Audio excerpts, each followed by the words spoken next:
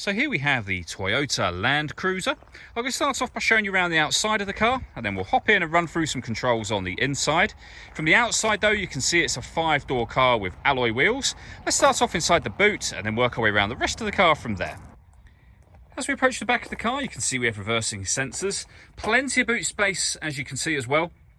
Currently we have 5 seats in position, so what are currently the rear seats have a 60-40 split to give you increased space should you wish to fold those down. You can also fold down these 2 seats that you see here to give you a 7-seat vehicle. Okay, so we're just going to work our way back round to the front of the car and then we'll hop in and run through some controls on the inside. But now that we've done a full circle of it, you can see it's in excellent condition the whole way round. Just briefly before we climb in, I think it's well worth seeing the interior from this exterior point of view. You get full leather seats, as you can see. There's plenty to run through on the dashboard, so let's hop in and we'll do that right now. Okay, now that we're inside the car, we're going to start with the dials. On the far left-hand side, we have the fuel gauge. We then have the speedometer, the rev counter, and the coolant temperature gauge. You can see within the speedometer the total miles for this car, which are 183,187. And then dead center, it will show you what gear this car is in. It's an automatic. So we're in park at the moment, of course. Over in the center, we then have the main touchscreen for the car. So firstly, you can see we have satellite navigation. It's a nice clear color display, a really easy system to use. You can access it via the buttons down the bottom here. We have AM and FM radio. We've also got a CD player as well.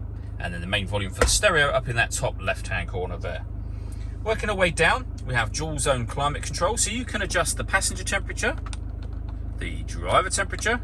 You can increase and decrease the fan speed from here. You can determine what direction you'd like the air to be distributed in. Once you're happy with those settings, your air conditioning is on at the minute, so off, back on again, or hit auto. The car will now take control of the fan speed to maintain those temperatures for you. You can override that by making any manual adjustment. You see auto has now gone back off again. Underneath that, we have a cigarette lighter, a 12-volt charging socket if you wish to use it as that. And then at the bottom here, heated passenger and driver seats. And then we can, using this lever, lock the vehicle into 4-wheel drive should you wish to. And then we have the main gear lever itself for the fully automatic gearbox.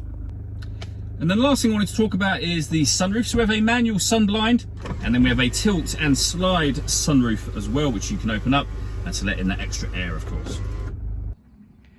All that leaves me to say is thank you for taking the time to watch this video. If you'd like to come and see the car for yourself and have a test drive, please feel free to give us a call here at West Horsley Motors. We'd love to hear from you soon.